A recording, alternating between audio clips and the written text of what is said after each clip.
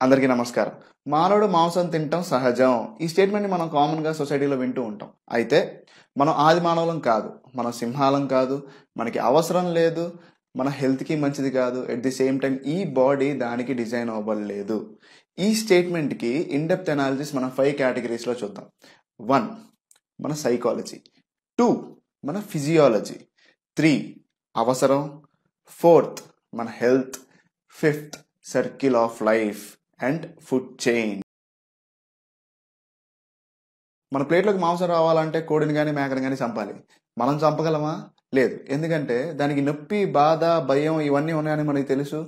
At the same time మనమేమో నమ్మేది అహింస, కరుణ, జాలి, ప్రేమ వీటి మీద. సో మనం చంపలేం. పోనీ మన కళ్ళెదుట ఎవరన్నా దాన్ని నరికేసి ప్లేట్లోకి తెస్తే మనం తినగలమా? అది కూడా చేయలేం. కేవలం అంతా వెనకాల జరుగుతుంది, మనం చూడట్లేదు కాబట్టి మన ప్లేట్లోకి వస్తే హ్యాపీగా తింటున్నాం. మనకు ఆకలేసినప్పుడు ఒక కోడి కానీ మేక కానీ కనిపిస్తే దాన్ని వెంటబడి వేటాడి దాన్ని చీల్చి గుడ్లు ఇంటెస్ట్ చేయించి రక్తం అవన్నీ ఉండగా మనం తినగలమా అంటే లేదు. అదే ఒక చెట్టు పైన ఒక ఫ్రూట్ కానీ వెజిటేబుల్ కానీ కనిపిస్తే వెంటనే దాన్ని తీసుకొని తినగలం కదా. కానీ సింహం అలా కాదు. ఆకలేసినప్పుడు వేటాడి చంపి తింటుంది. దాంతో అసలు కంపారిజన్ ఎందుకు? ఒక చిన్నపిల్లవాడి దగ్గరికి ఒక పండు అన్న ఒక కోడిని తీసుకెళ్ళండి, ఎదురుగా పెట్టండి. అతను దేన్ని తింటాడు, దేంతో ఆడుకుంటాడు? ఆబ్వియస్లీ ఫ్రూట్ని తింటాడు, కోడితో ఆడుకుంటాడు. కానీ పెద్ద అయ్యే కొద్దీ మనం ఎట్లా బ్రెయిన్ వాష్ అవ్వబడ్డాము? కోడి నీ కోసం పుట్టింది, కోడి ఫుడ్ అని ఒక కేటగిరీలోకి వేశారు. నిజం కోడి నా కోసం పుట్టిందా? కానే కాదే, దాని జీవితం అది బతకడానికి పుట్టింది. పోనీ మీరు ఎప్పుడన్నా కుక్క మాంసం ఎందుకు తినట్లేదు, మనం కేవలం కోడి మాంసం ఎందుకు తింటున్నాం అని ఆలోచించారా? ఎందుకంటే కోడి మాంసం తినమని సొసైటీ చెప్పింది కాబట్టి. అదే చైనాలో ఏం చెప్పారు? కోడి నీ కోసమే ఉంది, కుక్క నీ కోసమే ఉంది, 2 మాంసాలు తిన్నా పర్లేదు అన్నారు. వాళ్ళు 2 తింటారు. మనకి విచిత్రంగా అనిపించవచ్చు, కానీ కోడికి వాళ్ళు కుక్కకి ఏం చేస్తున్నారు, మనం కోడికి అదే చేస్తాం. కేవలం ఒకళ్ళు పెంచుతున్నారు, ఒకళ్ళు చంపుతున్నారు. మీట్ డిష్ తయారవుతున్నాయి పచ్చి మాంసం మనం తినకుండా. అంటే ప్లాంట్స్ నుంచి వచ్చే స్పైసెస్ కానీ, గ్రెయిన్స్ కానీ, వెజిటేబుల్స్ కానీ వేసి దానికి టేస్ట్ తెస్తున్నారు. అట్ ది సేమ్ టైం సొసైటీలో కోడిని తింటాం అంటే మాంసం తింటాం నార్మలే అని చెప్పారు కాబట్టి మనం తింటున్నాం. వీటిలో ఏది జరగకపోయినా సరే మనం మాంసం తినడం అనేది అసలు జరగదు. శాకాహారంలో ఒక వెజిటేబుల్, ఒక ఫ్రూటు, ఒక బియ్యము గింజ ఇవన్నీ ఎక్కడి నుంచి వస్తున్నాయి మనం చూడగలం. కానీ మాంసాహారంలో పాల ఉత్పత్తి కేంద్రంకి వెళ్ళి నుంచోగలరా మీరు? లేకపోతే మీట్ షాప్లో రక్తపు మరకలు, అరుపులు అవన్నీ ఉండగా ఒక గంట నుంచోగలరా? లేకపోతే పౌల్ట్రీ ఫామ్కి వెళ్ళి నుంచోగలరా ఒక గంట? అది మనం చేయలేము. ఎప్పటి నుంచో జరుగుతోంది కాబట్టి ఇది సహజమే, నార్మలే అని చాలా మంది అంటూ ఉంటారు. మనిషిని చంపడం కూడా అప్పటి నుంచి జరుగుతుంది కదండి. అట్లానే నార్మల్ అయిందా? లేదు. ఇంజస్టిస్ ఎప్పుడు ఇంజస్టిసే. అట్లనే సతీ సాగమనం చాలా కాలం సాగింది. అట్లానే మనం నార్మల్ కింద కన్సిడర్ చేసామా? కన్సిడర్ చేసుంటే ఇప్పటికీ సాగుండేది. ఎందుకు సాగట్లేదు? ఎందుకంటే అక్కడ ఇంజస్టిస్ ఉంది కాబట్టి. అట్లానే యానిమల్ ఎక్స్‌ప్లాయిటేషన్ కూడా. సో అలా చూసుకున్నా మనం మాంసం తింటుంది ఇన్స్టింక్టివ్ బేసిస్ మీదనో లేకపోతే సహజమైన నేచర్ వల్లనో కాదు, కేవలం సొసైటీ మనకి అలవాటు చేసింది కాబట్టే. మనకి పంచాలు ఏమైనా ఉన్నాయా పరిగెత్తడానికి, ఇట్లా లాగడానికి, లేకపోతే ఇట్లా చీల్చి తినడానికి? అందరు శాకాహారులాగా హ్యూమన్ కూడా వాటర్ని లోపలికి పీలుస్తాడు. కానీ ఆమ్నివోర్ కానీ కార్నివోర్ కానీ ఎట్లా అంటే లోపలికి లాక్కుంటాయి నాలుకతో. వాటిలాగా మనకి టీత్ కానీ జా స్ట్రక్చర్స్ కానీ ఉన్నాయా? లేదు. మన టీత్ చాలా చిన్నవి అండ్ ఫ్లాట్. జా కూడా పచ్చి మాంసాన్ని చీల్చి తినేంత స్ట్రెంత్ ఉండదు. మన మోలార్స్ ఒకదానిపైన ఒకటి ఉంటుంది. అందుకే మన జాని ఎటైనా తిప్పగలం. కానీ మాంసాహారులైన పులి లేకపోతే మొసలి ఇట్లాంటివి తీసుకోండి, వాటి మోలార్స్ ఒకదానిపైన ఒకటి ఉండవు. అందుకనే అవి కేవలం పైకి కిందకి మాత్రమే జా మూమెంట్ చేయగలవు. మన డైజెస్ట్ సిస్టమ్ చూసినా సరే మనం పచ్చి మాంసాన్ని అరగ తీసుకోలేం. మీట్ తిన్నప్పుడు మనకి 24 అవర్స్ టు 72 అవర్స్ పడుతుంది. అదే రా ప్లాంట్ బేస్డ్ డైట్ తీసుకోండి మీరు, జస్ట్ 30 మినిట్స్లో డైజెస్ట్ అవుతుంది. మాంసాహారులకి ఇంటెస్టైన్స్ వాళ్ళ టార్సో కంటే 3 టైమ్స్ ఎక్కువ ఉంటుంది. అదే శాకాహారులకి ఇంక్లూడింగ్ హ్యూమన్ వాళ్ళ టార్సో కంటే ఇంటెస్టైన్స్ 8 టైమ్స్ ఎక్కువ ఉంటుంది. టోటల్ డైజెస్టివ్ ట్రాక్ లో స్టమక్ మంది కేవలం పావు వంతే ఉంటుంది. మన సింహం లాగా మిగిలిన మాంసాహారులాగా హ్యాపీగా ఒకేసారి మొత్తం తినేసి అట్లా కొన్ని రోజుల వరకు కూర్చోలేము. మనం కంటిన్యూస్ గా తింటూ ఉండాలి మనం సర్వైవ్ అవ్వాలి అంటే. మాంసాహారం, పాల పదార్థాలు ఇట్లా డిఫరెంట్ జంతు పదార్థాలు ఎప్పుడైతే కన్జ్యూమ్ చేస్తామో మన గట్ బ్యాక్టీరియా ఆల్టర్ అవటం సెవరల్ స్టడీస్ లో ఎస్టాబ్లిష్ అయ్యి ఉంది ఆల్రెడీ. తినటం, విసర్జించటం అనేది ఒక కంప్లీట్ సైకిల్. మరి ఆ మూమెంట్ కు ఉపయోగపడేది మెయిన్ ఎలిమెంట్ ఏంటి? ఫైబర్. ఆ ఫైబర్ ఎక్కడ ఉంటుంది? ఓన్లీ ప్లాంట్స్ లో ఉంటుంది, మీట్ లో ఉండదు. వీళ్ళు ఆమ్నివోరు, వీళ్ళు కార్నివోరు, వీళ్ళు శాకాహారులు అని మనం అట్లా కేటగరైజ్ చేస్తామంటే బేసిక్ గా మన బాడీ స్ట్రక్చర్ చూసి. ఈ కేటగరైజ్ ని మనం అనుకూలంగా ఏదైతే తింటున్నామో దాన్ని బట్టి కేటగరైజ్ చేయడం మొదలెట్టాం. కానీ మనం చూడాల్సింది మనం ఏం తింటున్నామని కాదు, మన బాడీ దేన్ని ఎలో చేస్తోంది, దేనికోసం ప్రిపేర్ అయ్యి ఉంది, దేనికోసం డిజైన్ అవ్వబడింది, దాన్ని బట్టి కేటగరైజ్ చేయాలి. Food is health, food is medicine అని నమ్మిన సంస్కృతి ఇది. కానీ ఇప్పుడు మనకు వచ్చిన డిసీజెస్ చూసుకుంటే దాంట్లో 70% జీవనశైలికి సంబంధించినవే. అంటే మనం ఏం తింటున్నాము, మన ఆచార వ్యవహారాలు ఏంటి అని అర్థం. Obesity, diabetes, cancer, lung diseases, గుండె జబ్బులు ఇవన్నీ ఎక్కడి నుంచి వస్తున్నాయండి? మీట్ అండ్ మిల్క్ లో ఉండే cholesterol, casein, endotoxins, carcinogenic agents, lactose, saturated fats వీటి నుంచి కాదా? ప్లాంట్ బేస్డ్ డైట్ నుంచి వస్తుందా?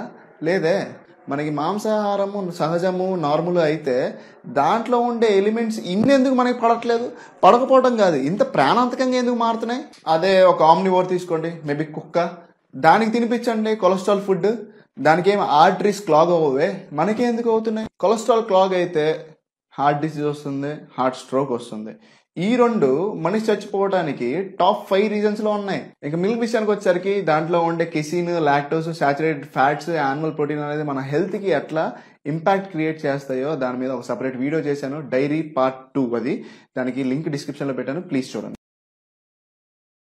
మనం మాంసం తింటుంది మనుగడ కోసం, సర్వైవల్ కోసమో కాదు. చిన్నప్పటి నుంచి సొసైటీ ఇది రెగ్యులర్ డైట్ లో పార్ట్ అని చెప్పారు కాబట్టి ఇప్పుడు రుచికి ఎడిక్ట్ అయిపోయే తింటున్నాం. కేవలం వీధిలో ఒక కుక్క వెళ్తుంటే ఒకటి సడన్ గా వచ్చి దాన్ని కొట్టేసి ఇది నా అవసరం రా, నా ఆనందం కోసం చేస్తున్నా అంటే మనకి ఎంత వింతగా అనిపిస్తుంది. సేమ్ అట్లానే ఆ కుక్క ప్లేస్ లో కోడి ఉంది, అడు కొట్టడం బదులు ఇక్కడ చంపుతున్నాము. కాకపోతే కొట్టేవాడి ప్లేస్ లో మనం లేము, వేరే వాడికి దగ్గరుండి డబ్బులు ఇచ్చి చేపిస్తున్నాం. ఈ రెండు అవసరం లేనివే, అయినా అవసరం చెప్పుకుంటున్నాం మనం. వాడు ఆనందం కోసం సినిమా హాల్కి వెళ్ళాడా? మన రుచి కోసం, న్యూట్రియంట్స్ కోసం మన శాకాహారం తినలేవా? అన్ని న్యూట్రియంట్స్, రుచి దీని నుంచి కూడా వస్తున్నాయి కదా. మరి అక్కడ కోడిని చంపాల్సిన అవసరం ఏంటి? చాలా మంది జంతువుల్ని వ్యతిరేకిస్తారు, అది ఆటవికం అంటూ ఉంటారు. వాళ్ళే ఇంటికి వచ్చి చికెన్ తింటారు. ఈ రెండు సిచ్యువేషన్ మనం గమనించినట్టయితే ఇంటెన్షన్ అంటే దాన్ని హింస పెట్టాలి లేకపోతే చంపాలి అన్న ఆలోచన. 2 యాక్ట్ అంటే చంపటం. 3 రిజల్ట్ అవి చనిపోవటం. రెండు సిచ్యువేషన్స్ లో ఈ 3 సేమే, కాకపోతే రీజన్స్ 2 డిఫరెంట్ అంతే. ఆది మానవులు మాంసం తిన్నారు కదా, మనం తింటే తప్పేంటి అని చాలా మంది అంటుంటారు. ఆది మానవులు చాలా చేశారు, అవన్నీ మనం చేసుకుంటే వెళ్తున్నామా? లేదు. ఎక్కడైతే లాజిక్ లేదో, ఎథిక్స్ లేదో, జస్టిస్ లేదో, మనకి అవసరం లేదో దాన్ని పక్కన పెట్టుకుంటే వెళ్తున్నాం. అట్లానే మనం మోడర్న్ హ్యూమన్గా ఎదిగాం, టెక్నాలజీ తెచ్చుకున్నాం, షెల్టర్స్ తెచ్చుకున్నాం, ఉమెన్ రైట్స్ కోసం పోరాడుతున్నాం. నెక్స్ట్ వచ్చేది యానిమల్ లిబరేషనే. మన చుట్టుపక్కల ప్రపంచాన్ని మార్చుకోవచ్చు, మన ఆలోచనలు మార్చుకోవచ్చు, మన పద్ధతులు మార్చుకోవచ్చు, కానీ లోపల ఇన్స్టింక్ట్స్ ని, మన బాడీ స్ట్రక్చర్ని ఎట్లా మార్చుకోగలం? దానికి ఎగెయిన్స్ట్ గా వెళ్ళాం కదా, కానీ ఎగెయిన్స్ట్ గా వెళ్తున్నాము. దానికి కారణం సొసైటీ అండ్ అడిక్షన్. సొసైటీ చెప్పింది కాబట్టి చేస్తున్నా, మరి రుచిగా ఉంది కాబట్టి నేను ఎడిక్ట్ అయ్యా. అవసరం లేకపోయినా రుచి కోసం మనం కోడి తింటుంటే అక్కడ సప్లై కోసం డిమాండ్ పెంచడానికి ఆర్టిఫిషియల్ బ్రీడింగ్ చేసి చిన్నప్పుడే కేజీలో వేసేసి దాన్ని తప్పించుకోవడానికి ఈక్వల్ ఆపర్చునిటీ ఇవ్వకుండా అవసరం లేకపోయినా రుచి కోసం తింటున్న మనం ఫుడ్ చైన్తో కంపేర్ చేసుకోవడం ఏంటంటే?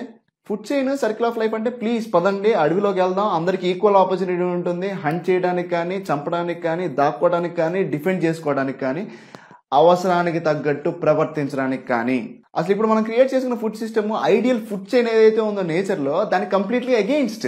వెంటనే సర్కిల్ ఆఫ్ లైఫ్ అంటారు. కోడేమో పురుగులు తింటుంది, కోడినేమో నేను తింటాను, నేను చచ్చిపోయిన తర్వాత క్రిములు కానీ మిగిలిన పురుగులు కానీ నన్ను తింటాయి అంటారు. అంటే నువ్వు చచ్చిపోయిన తర్వాత తినాలా? బతుకున్నప్పుడు ఆ ఛాన్స్ ఎవరికి ఇవ్వవా? ఇదే ప్రొటెక్టెడ్ ఎన్విరాన్మెంట్ కాకుండా అడవిలో నిన్ను పడేశారు, నీకేం ఆయుధాలు ఇవ్వలేదు అనుకో, అప్పుడు పరిస్థితి ఏంటి? సేమ్ సిచ్యువేషన్ చూసుకుందాం ఎట్లా ఉంటుందో. కోడి ధాన్యాలు కానీ పురుగులు కానీ ఇట్లా తింటుంది అనుకోండి. కోడిని మనం తింటాం చంపి, ఎట్లా అట్లా చంపి పచ్చి మాంసం తిందానే అనుకుందాం. దాని తర్వాత మనని వేటాడటానికి మాంసాహారులు ఎవరు లేరు అనుకుంటున్నారు? అడవిలో ఉన్నాయి, అవి వచ్చి చంపేస్తాయిగా మనల్ని. అప్పుడు ఎట్లా తప్పించుకుంటారు? మరి సర్కిల్ ఆఫ్ లైఫ్ అన్నప్పుడు మీరు కూడా దాంట్లో ఉండాలి. మీరు ఎక్కడి నుంచో బయటకు వచ్చేసి దాన్ని మీ అవసరానికి తగ్గట్టు వాడుకోవడానికి లేదు. అది అటు ఉండాలి లేకపోతే ఇటు ఉండాలి మీరు. సో ఎప్పుడైనా నేచర్తో కంపేర్ చేసేటప్పుడు మనం నమ్మే న్యాచురల్ సిస్టంలో మనం ఉండాలి. అప్పుడు కానీ కంపేర్ చేసుకొని జస్టిఫై చేసుకోవడానికి ఉండదు. మనం దాని నుంచి బయటకు వచ్చేసి దానికి మనం అవసరం తగ్గట్టు ఎట్లా మార్చుకోగలం?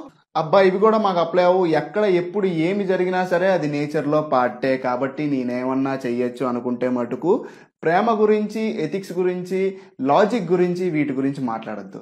ఎవడన్నా హత్య చేసి దగ్గరకు వచ్చారంటే వాడిని ఏమనొద్దు, కనీసం మరి దాంట్లో ఉన్న కన్సిస్టెన్సీ మెయింటైన్ చేయాలి కదా. సో హింసకి ఎక్స్క్యూజెస్ ఇవ్వద్దు.